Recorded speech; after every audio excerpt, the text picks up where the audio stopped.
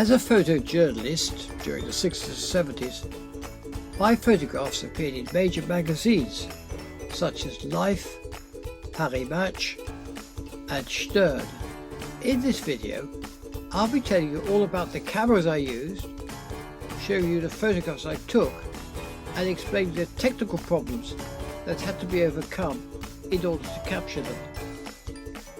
I very much hope to inspire everyone passionate about photography to recapture the true meaning of traditional photojournalism by starting to tell stories with their cameras. In 1972, I added another Nikon to my collection, upgrading to the Nikon F2, which had come out in 1971, while still retaining my old friend the Nikon F.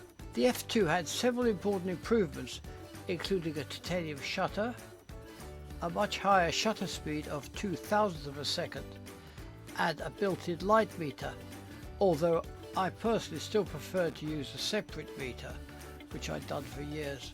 There were changes too with the motor drive, from my point of view the most significant being an increase from 4 to 5 frames per second.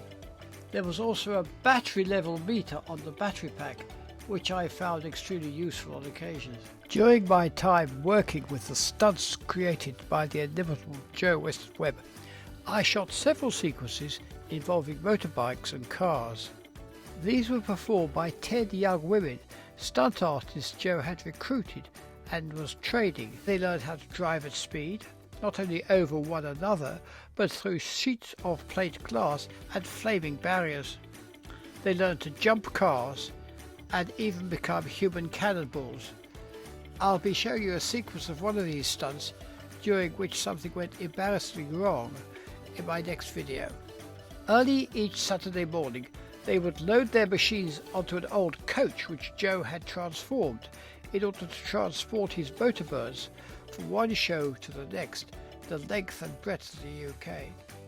The most spectacular of these stunts, and one where I used my Nikon F2 for the first time, came about one September morning when I was in my picture agency's Fleet Street office. The phone rang and I answered it to find Joe on the line. He informed me of his intention to break the world tunnel of fire record by having one of his female motorcycle stunt riders drive through one over 100 foot long. Would I like to cover their first rehearsal of this, he asked. A few days later, I found myself in a farmer's field where Joe's crew were constructing a tunnel out of large bales of straw and chicken wire. The young rider performing this hazardous stunt was 20-year-old Sue. Despite the dangers, Sue intended wearing only a t-shirt, hot pants and knee-high leather boots.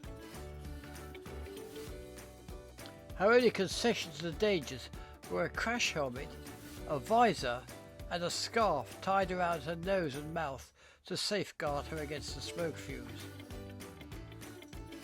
When everything was ready, the crew set fire to the straw, which had been sprayed with petrol, and immediately blazed into life. A few seconds later, Sue emerged triumphantly from the other end, with smoke and fire all around her. As she leapt off the flaming machine, we could see her hot pants were also ablaze. As she raced across the field, quick-thinking Joe grabbed a bucket of water and flung it at her behind, quenching the flames, but leaving her exceedingly wet and with a very sore backside. She also received some burns to her legs and wrists, which required medical attention. Just how much damage had been done to her shorts was easy to see, and she kindly held them up for me in front of my camera so I could record the hottest hot pants I'd ever seen.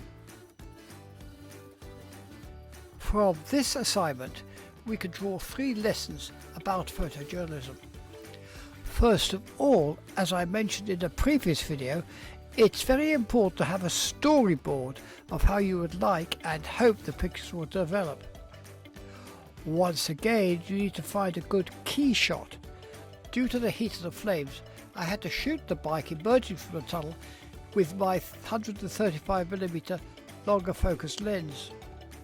The heat of the flames was so powerful it was impossible for me to stand as close as I would have liked if I was going to use a standard or a wide-angle lens. When Mary started fleeing the by now blazing bike with her hot pan smouldering, I had to change swiftly to a 20mm wide-angle lens. It's worthwhile practicing such changes before you get into a situation where it becomes necessary. My final point is about ways of instilling a feeling of action into still photographs. As when I photographed this Harrier jump jet as part of a story I was covering with the RAF. This set of pictures will be the subject of a later behind-the-scenes video. The same applies in many situations when covering racing cars, as when the driver in this sequence of pictures spins off the track and flies through the air in a spectacular crash. If you photograph a speeding object with a high-speed shutter, it might as well be stationary.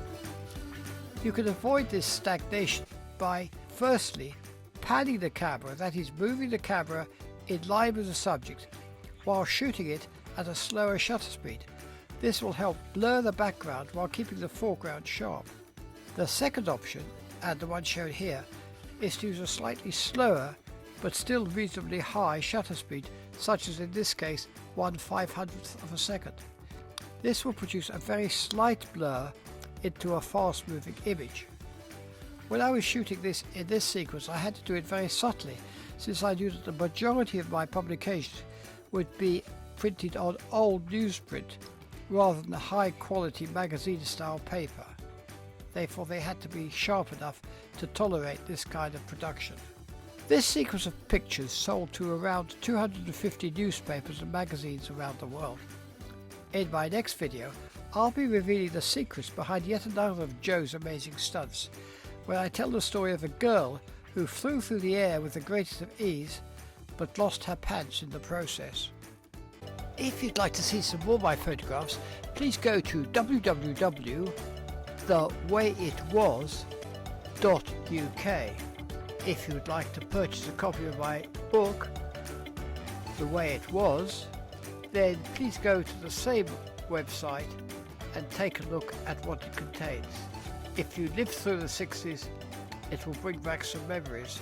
If you never lived through the 60s, you'll find a foreign country where they do things very differently.